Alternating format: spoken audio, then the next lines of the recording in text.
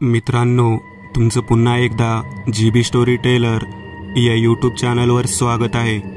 आजच्या आपल्या गोष्टीचं नाव आहे मुक्ती। लेखक प्रथमेश मास्कर।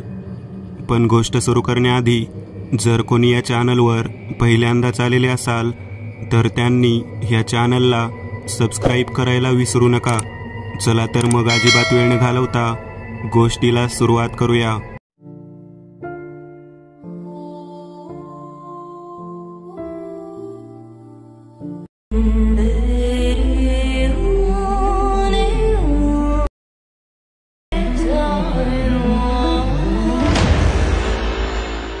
सुंदरसं एक गाव होतं, अगदी निसर्गरम्य।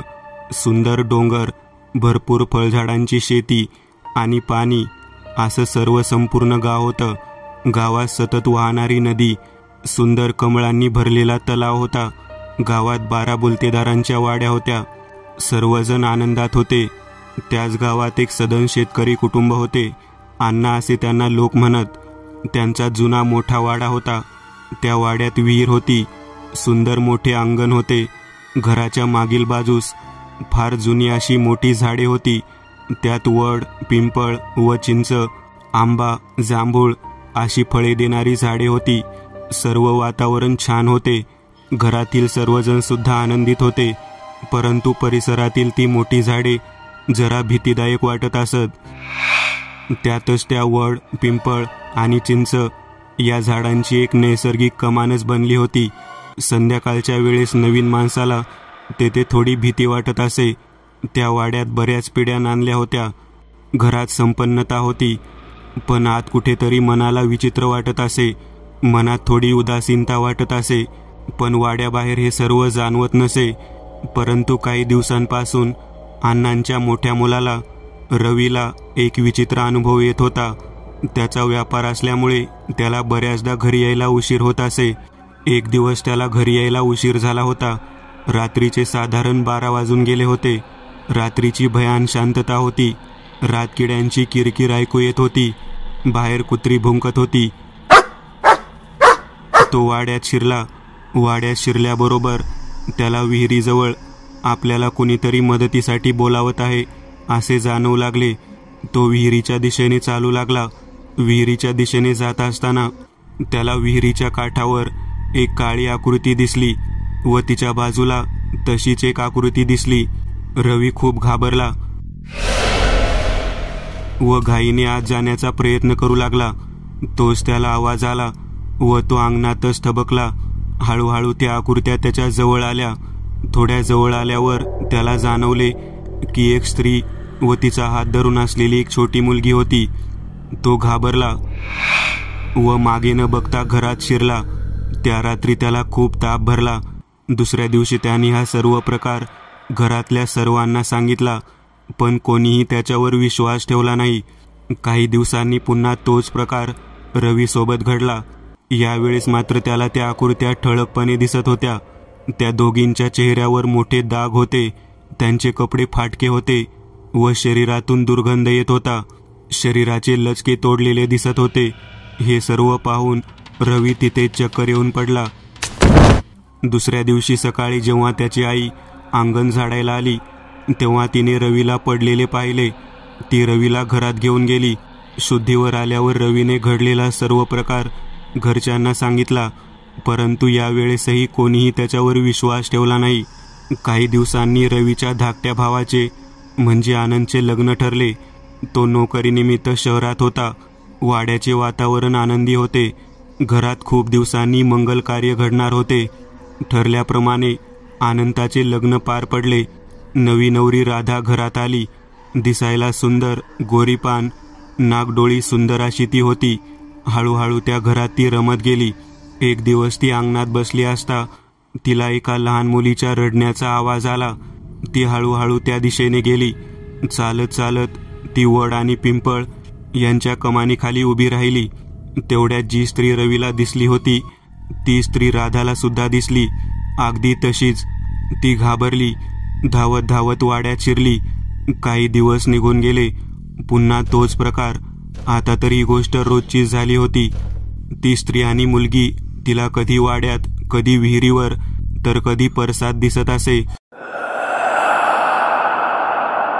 कधी कधी त्या जोरजोरात जमिनीवर हात आपटून रडत, तर कधी हात पसरवून काहीतरी मागत आहे असे दिसे.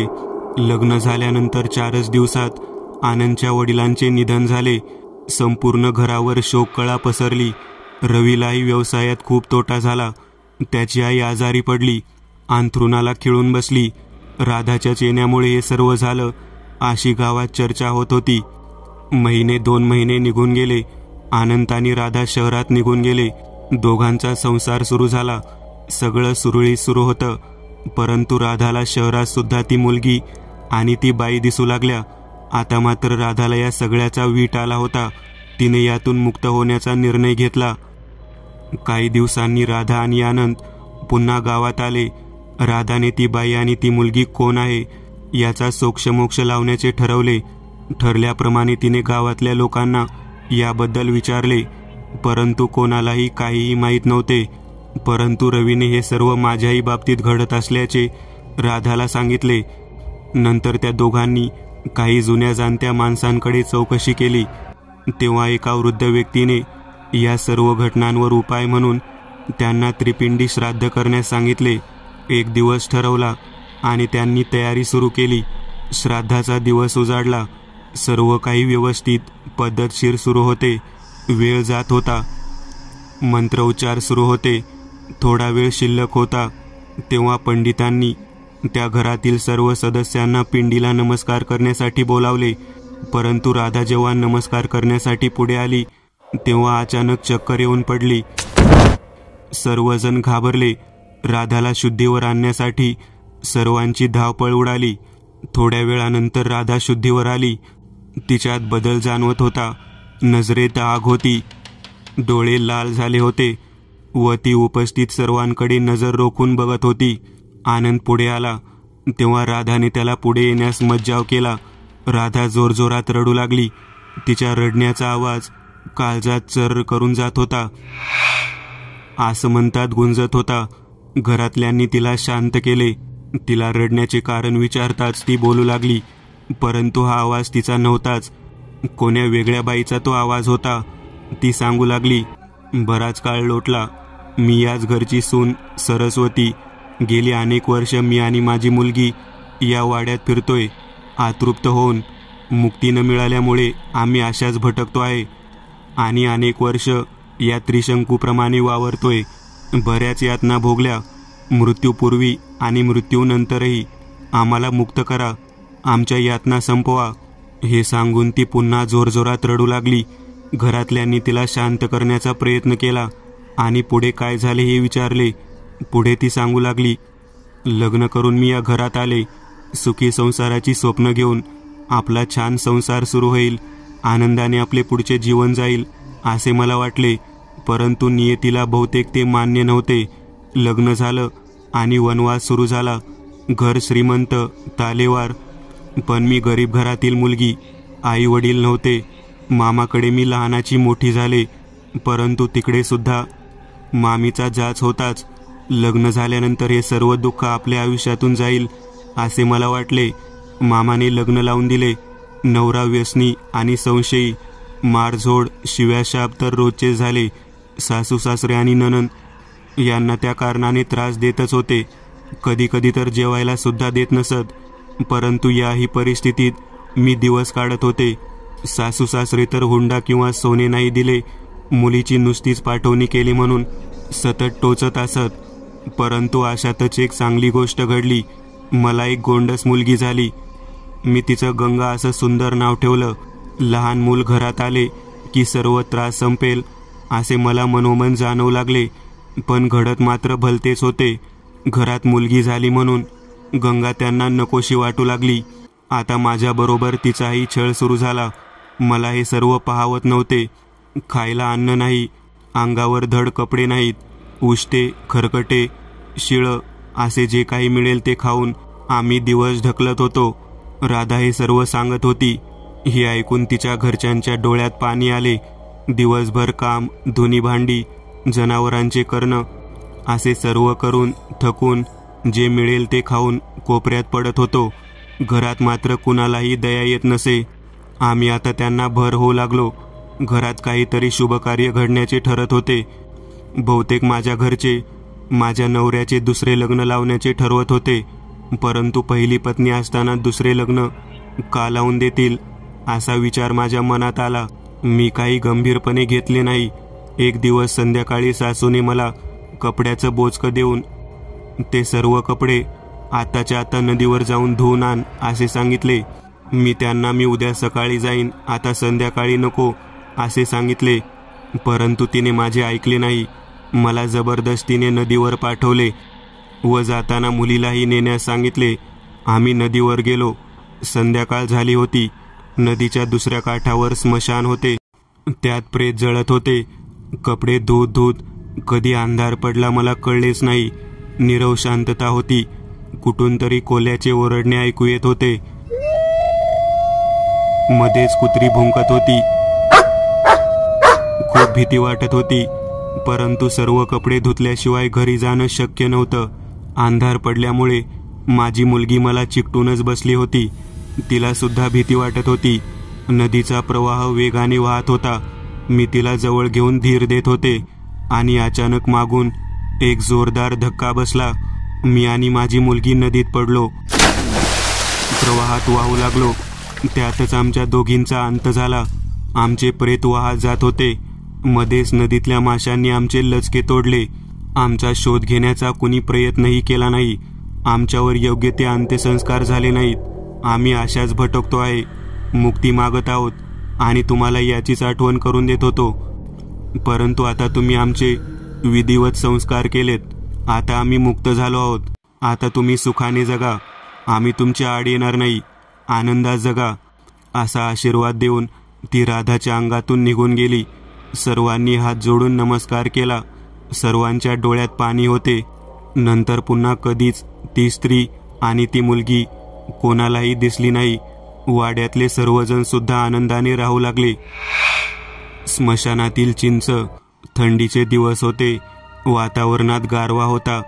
चहूकडे धुके पडले होते. आजूबाजूचे काही दिसत नव्हते. पायाखालची वाट दिसत नव्हती. सगळीकडे नीरव शांतता पसरली होती.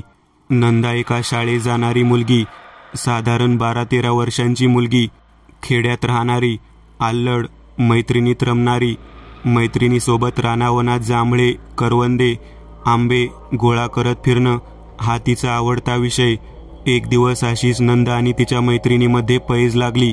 गावाबाहेर असणाऱ्या चिंचेच्या झाडाच्या चिंचा कोण जास्त वेचून आणेल. नंदाचं घर गावापासून दूर त्यांच्या शेतातच होतं. तिच्या घरापासून चिंचेचं रान जरा जास्तच दूर होतं. नंदा संध्याकाळी शाळेतून घरी आली खरी, परंतु तिच्या डोक्यात मात्र चिंचांच्या पैजेचाच विचार घोळत होता. रात्रीची जेवणे झाली, निजानीज झाली, पण नंदाचा मात्र डोळ्याला डोळा लागत नव्हता. किंवा एकदा पहाट होते आणि मी चिंचा गोळा करायला रानात जाते याच विचारात ती होती आणि एकदाचा तिचा डोळा लागला. कसल्याशा हलक्या आवाजाने ती जागी झाली. उठून आजूबाजूला पाहिले. बाजूला तिची आई आणि भावंडे व वडील झोपले होते. पैज जिंकण्याचा विचार अजूनही तिच्या मनात घोळत होता. ती हळूच उठली. ओटीवर मग पडवीत आली आणि हळूच कडीचा आवाज न करता घराबाहेर पडली आणि मागे पुढे न बघता रानाकडे धावत सुटली. मनात ती पैज मी जिंकणार या विचाराने खूप खुश होती. रस्त्यावर दाट अंधार होता.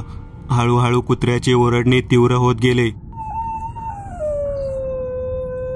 रातकिड्यांचा आवाज, कोल्ह्याचे ओरडणे ऐकू येऊ लागले व विचित्र आणि गूढ आवाज येऊ लागले.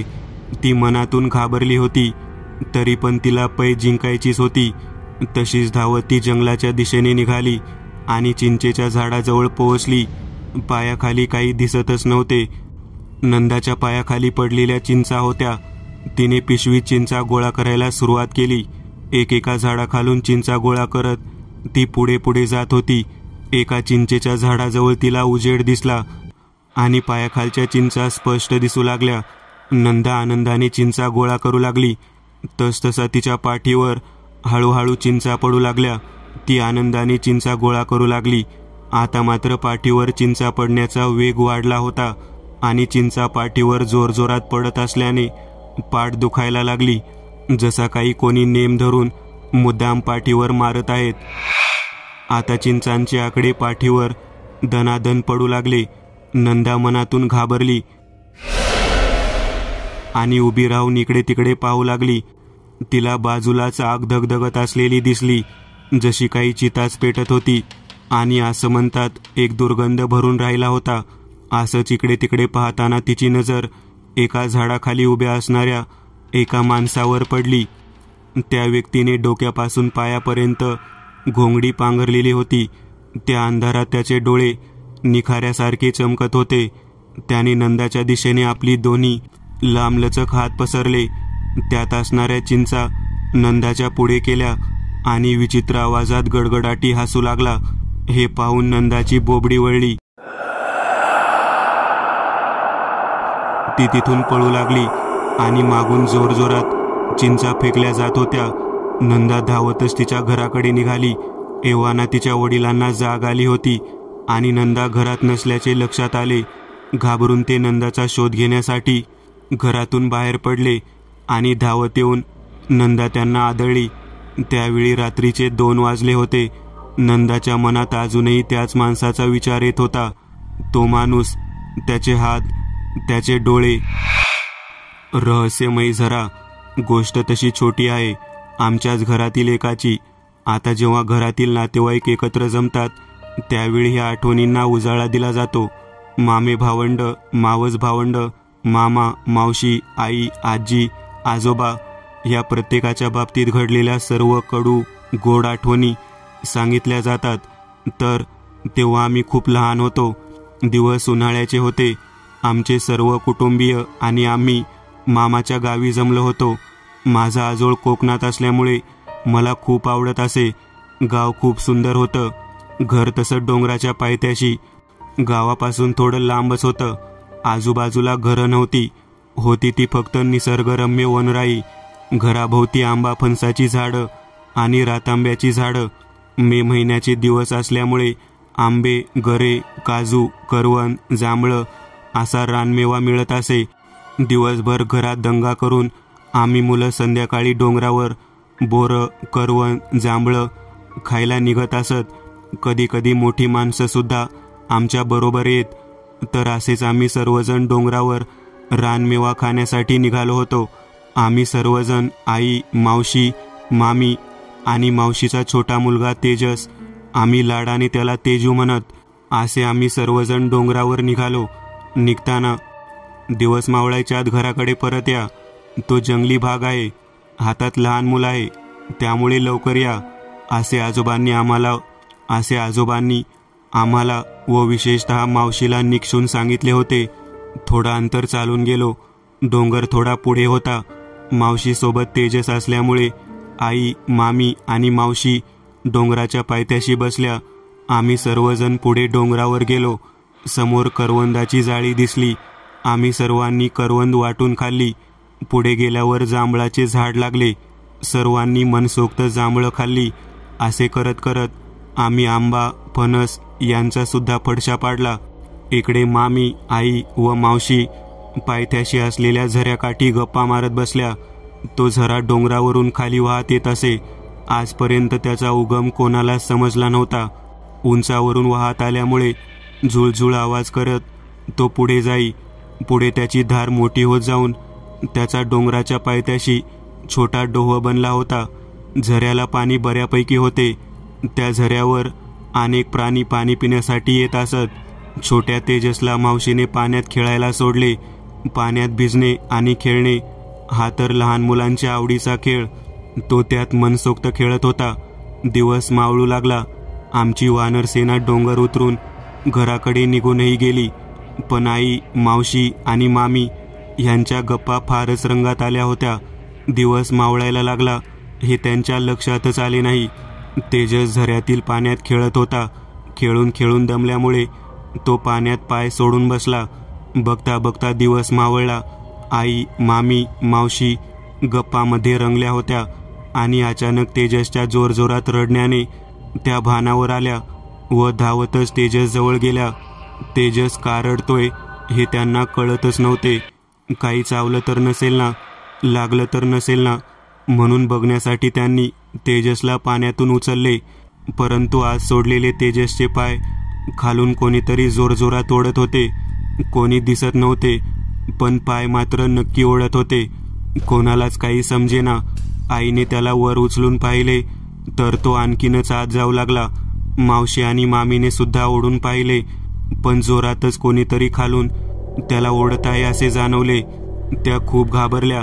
मावशीला तर रडूच कोसळले. आता तेजस कमरेपर्यंत खेचला गेला होता. अचानक सोसाट्याचा वारा सुटला. विचित्र आवाज ऐकू येऊ लागले. हलकासा हसण्याचा आवाज येऊ लागला. इकडे आजोबा ह्या तिघी अजूनही आल्या नाही म्हणून काळजीत पडले होते. ते कंदील घेऊन डोंगराकडे त्यांना शोधायला गेले. थोडे अंतर चालल्यानंतर त्यांना ओढ्याकाठी हालचाल दिसली. ते त्या दिशेने गेले. तिकडे पोहोचल्यावर त्यांना सर्व प्रकार लक्षात आला. त्यांना काय समजायचे होते ते समजले. वाऱ्याचा वेग प्रचंड वाढला होता. हसण्याचा आवाज अजून तीव्र होत गेला. तिन्ही सांस ढळून चालली होती. आता तेजस छातीपर्यंत ओढला गेला होता. आजोबा ओढ्याकडे तोंड करून उभे राहिले. हात जोडून काहीतरी पुटपुटले. आई मावशी भयभीत होऊन सर्व पाहत होत्या, घाबरल्या होत्या. देवाला मनोमन नवस करत होत्या, प्रार्थना करत होत्या. आजोबांचं पुटपुटणं चालूच होते. हळूहळू वातावरण शांत झाले. वारा थांबला. हसण्याचे आवाज कमी होऊ लागले. आजोबांनी हळूहळू तेजसला उचलण्याचा प्रयत्न केला. तो हळूहळू वर येऊ लागला.